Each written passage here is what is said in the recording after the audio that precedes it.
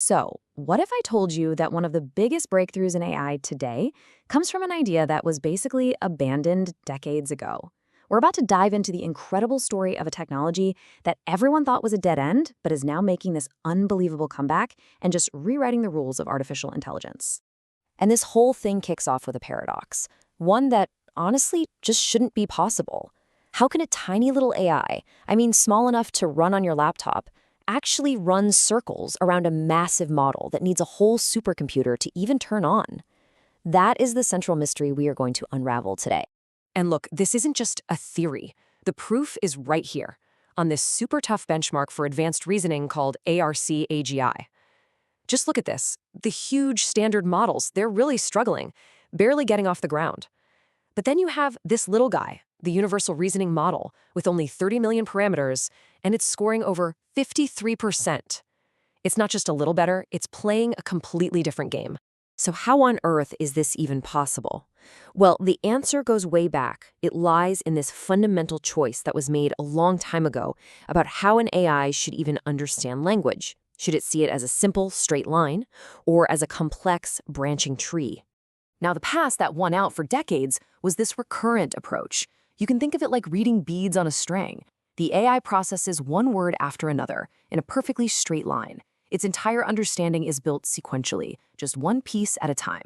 But there was this other path, the recursive approach. And this method sees language totally differently. It's not a line, it's a structure. It's a lot more like building with Legos. You combine little words into bigger phrases, and those phrases into even bigger clauses, building up the meaning layer by layer, hierarchically. So you've basically got these two completely different blueprints. The recurrent networks, or RNNs, they're built on that linear chain, which is awesome for things that happen in order, like time. But the recursive networks, or RVNNs, they're built on a hierarchical tree, which makes them a natural fit for the nested structure of language and logic. One is made for sequence, the other is made for syntax. Okay, so if this recursive approach seems so perfectly designed for language, why did it just fall off the map for so long?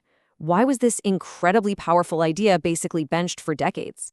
Well, the honest truth is, recursion was an absolute engineering nightmare. First off, you needed a totally separate tool, this thing called a parser, to analyze the sentence and build that tree structure before the AI could even start its job. This made it super slow, and because every sentence has a different tree, you couldn't just process them in big, efficient batches like we do now. It just didn't scale. But here's where the story gets really good. After years of sitting on the sidelines, a new generation of researchers found a way to bring recursion back. And they didn't just dust it off. They totally reimagined it for the modern era of AI. A huge piece of the puzzle was something called the universal transformer. Okay, think of a standard AI as a skyscraper with, say, 100 different floors, and information just travels up once. The universal transformer is more like a skyscraper with just one floor, but the AI can ride the elevator back to that same floor over and over again, thinking a little deeper and refining its understanding with every single visit. It's not about building higher, it's about thinking deeper. And hey, don't just take my word for it. As the original research paper puts it, the model repeatedly refines its understanding of every single word. This gives you the raw speed of a modern transformer, but with that careful, step-by-step thinking of the older recursive models. It's really the best of both worlds. And that brings us to the revolution that's happening right now. This reimagined recursion isn't just some clever idea in a lab. It is actively being used to solve two of the biggest, most frustrating problems in all of artificial intelligence. First up, deep reasoning. We're talking about solving the kinds of complex, multi-step logic puzzles that have consistently made even the biggest, baddest language models just completely stumble. So here's the secret sauce. They don't try to get the right answer in one shot. These models work on the problem over and over. They'll make an initial guess, then they pause, and, well, they think about it. They find the flaws, and then they create a better answer. They just keep repeating this loop, getting closer and closer to the right solution with every cycle. And the results? They're just staggering. This iterative, recursive thinking is how a tiny 30 million parameter model gets over 53% on that brutal reasoning benchmark. It proves it's not about having more knowledge, it's about having a better process for thinking. Okay, breakthrough number 2, and honestly, this one might be even bigger.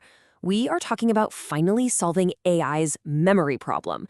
You know how an AI can just forget what you were talking about at the start of a long conversation? Yeah, recursion is fixing that, for good. There's actually a name for it. It's called context rot. And you've probably felt it yourself when you're chatting with an AI. As the conversation gets longer, the model just seems to get, well, dumber. It loses track of details, it starts contradicting itself. It's like the more you give it, the more it forgets. The new solution, pioneered by this framework called Recursive Language Models, or RLMs, is based on an idea that's so simple, it's brilliant. As the researcher Alex Cheng puts it, you just shouldn't force the AI to read the entire library all at once. Instead, this new approach treats a massive document like a library. The main AI is like a project manager. It doesn't read every single book itself. No, it breaks the task down and sends out these smaller, specialized assistants, basically copies of itself, to find specific info in different sections. Then it just gathers all their reports to put together the final comprehensive answer.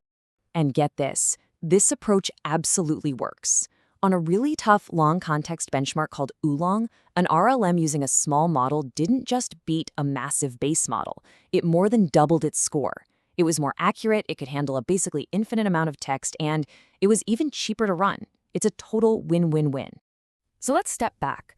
We now have an AI that can reason more deeply and remember pretty much infinitely more. This isn't just a small upgrade, it's a complete paradigm shift.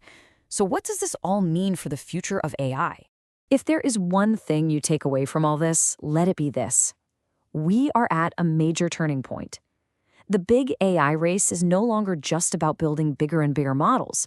The new frontier, the new race, is about building smarter models. We're shifting from scaling size to scaling the quality and efficiency of reasoning itself. And it is all thanks to recursion, that underdog idea that was almost completely forgotten. It has unlocked a path to a much more efficient, much more powerful kind of intelligence, which leaves us with a truly exciting question to think about. Now that AI can reason more deeply and remember almost infinitely, what impossible problems are finally about to be solved?